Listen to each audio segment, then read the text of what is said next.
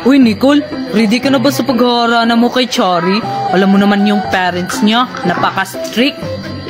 Oo naman, Joshua. Ready na ako. Naka-outfit check. Yan o, may sombrero pa kahit gabi. Nicole, mukhang may kulang sa'yo. Alam ko na. Gitara. Basta naman tayo hahanap ng gitara, wala naman akong gitara. May gitara si Kevin. Tara, puntahan natin. Tara, Joshua. Tara. Uy, Kevin! Ano yung kailangan nyo? Manghihiram sana kami ng gitara mo kasi manghaharana ako kay Chari. Ganun ba, Nicole? Marunong ka ba mag-gitara? Ay, oo naman, Kevin. Marunong ako mag-gitara at saka marunong din akong kumanta kasi hindi ako sintonado. Ganun ba? Tara!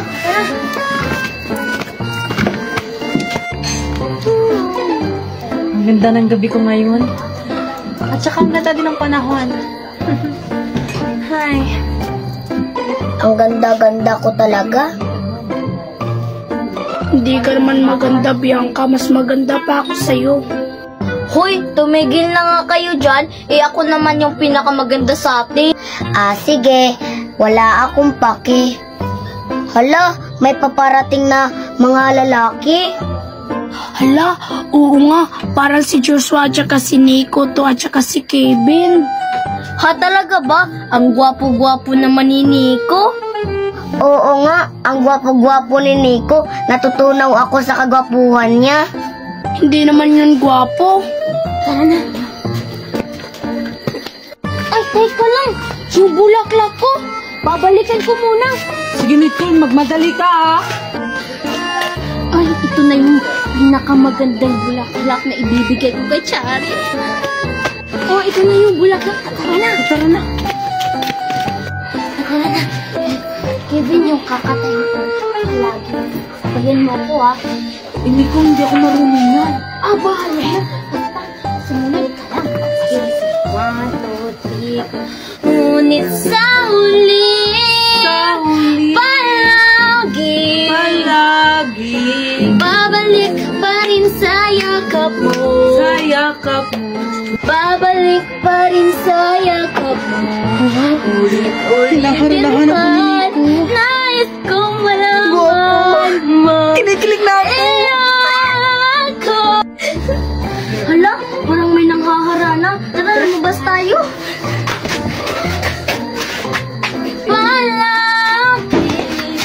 Babalik pa rin sa'yo. Ang gwapo-gwapo ni Nico. Ulitin man. Ako palagi. Tanggapin mo na, Chari, itong bulaklak. Pagsisimbolo ng aking pagmamahal sa'yo. Tanggapin mo na, Chari. Hello, totoo ba to? Ako, ang ganda-ganda ko talaga. Ay, naku, hindi pa ako nananaginip. Baka panaginip lang ko.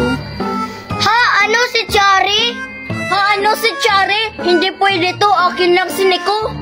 Umigil nga kayo, Sophia at saka Bianca. Pinagagawan niyo si Nico. Hindi naman siya gwapo.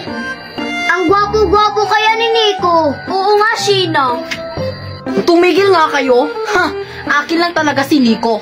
Hindi kayo ang pinili niya. Akin lang siya kasi maganda ako at pangit kayo. Bagay din naman kami. Chari, tanggapin mo na tong bulaklak. Gusto mo pa bang kumanta kami kasi maganda ang boses ko? Kilig ako. Sige, Nico, kantahan mo pa ako. Ganda-ganda ko talaga. Uy, Nico, kami naman yung kantahan mo. Oo nga, Nico, di naman magaganda si Chari. Sa akin lang yung nababagay yung boses mong maganda. Kayo, ano ba yung maganda doon? Mas intonado yung boses ni Nico. Mga inggitera. Inggit lang kayo kasi hindi kayo ang hinaharanahan ni Nico. Pogi pa naman. Ang papangit nyo kasi kaya hindi kayo ang pinili niya. Buti pa ako. Maganda, malaki, malaman, malusog. Sige, kakanta na tayo na. Perfect. Sige, tujugan mo. 1, 2, 3, go. Baby, I'm dancing in the dark with you between my arms. I'm barefoot on the grass, listening to our favorite song. I have been in what I see. Ang ganda ng boses. Ang guwapo. Ay naku, perfect talaga yung kanta. Perfect yung theme song para sa future na kasal namin. Ay naku, itigil mo na yan, Nico. Tinatanggap na kita. Hoy, Chari, hindi ka naman babae. Kami naman yung tunay na babae. So what? At least, may nilalaman ako. Eh kayo, babae nga wala naman ito. Basta Chari, sa amin lang si Nico.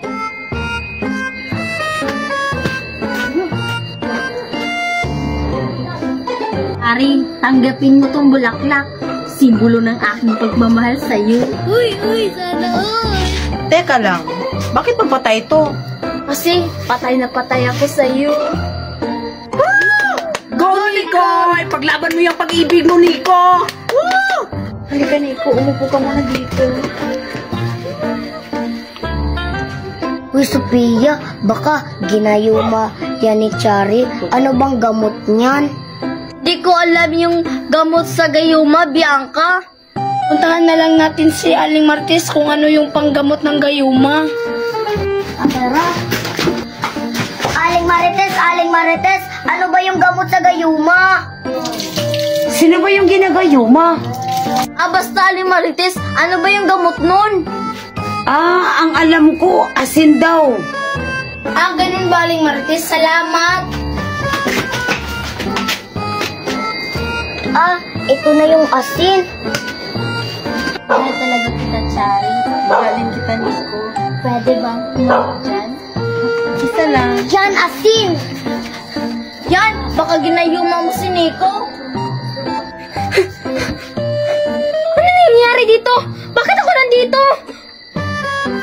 Sabi na nga ba ginayuma? Anong gayuma? Chari! Ginayuma mo ako? Aalis na ako dito. Tatara, Sophia at saka Sheena. Baka tayo yung masusunod na magagayuma. Tatara na. Nico, anong nangyari? Hindi ko rin alam kung paano ako napunta dito. At saka bakit magkasama tayo. At saka, Kevin, bakit may dala kang gitara? Siguro, nangarana tayo, no? Hinarana ko si Chari. Ginayuma talaga ako. Tatara na nga, umuwi na tayo. Mahiya. Malapit na sana kaming mag-kiss. Yung tatlo talaga mga bata na yun, si Sheena, Sophia, at saka Bianca, nakakasira ng moment. Ayoko na nga. Naku, sa susunod, kayo yung isusunod kong gagayumahin. Ano ba yan? Kakalinis ko lang to kanina. May kalat na naman. Ano ba tong si Yaya? Hindi to nilinisan. Hoy, Joshua, anong ginagawa mo? Di mo ba nakikita nagtatambay lang ako? Oo nga, no? Tara, puntahan natin si Queenie.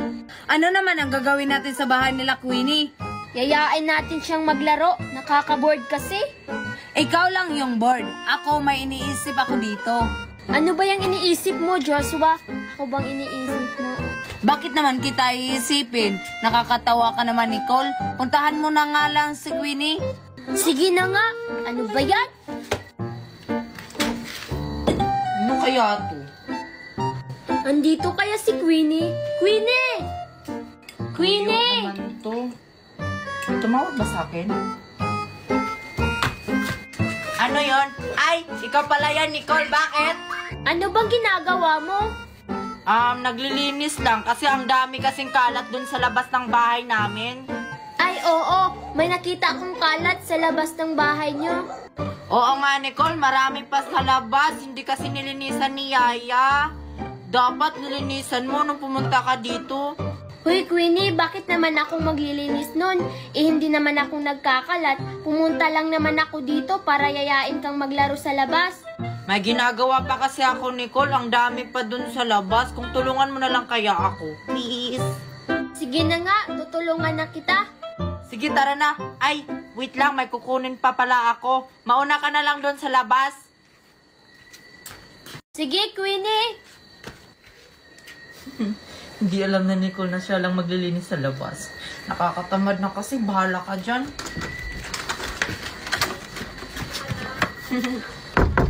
Guys, tignan nyo. May binili sa akin si Mommy na teddy bear.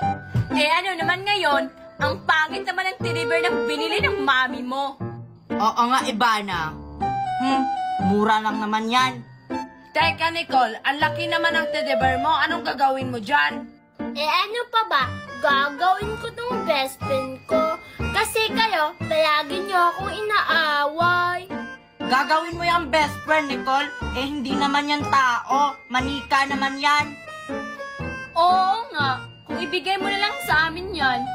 Hindi ko to ibibigay sa inyo. Inggit lang kayo kasi may teddy bear ako. Wala kaming pake sa teddy bear mo. Bibiliran kami bukas na mas malaki pa sa'yo. Di ba, Ibana at Queenie? Bibili tayo bukas? Oo, Joshua. Kaso wala ata kaming pera. Uy, Ibana, Joshua, ayaw kong bumili ng teddy bear. Natatakot ako dyan.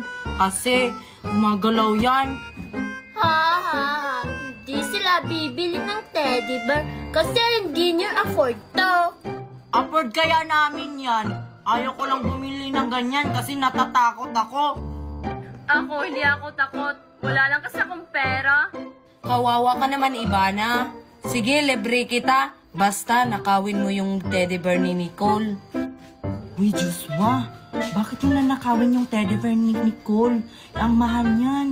Ay, anong sinasabi nyo dyan? Bakit kayo lang ang nagbubulungan? Wala. Nagpapalayo lang kaming tatlo. Nabibili kami ng teddy bear na mas malaki pa sa'yo bukas. Huwag ka nga makialam, Nicole. May teddy bear ka na, no?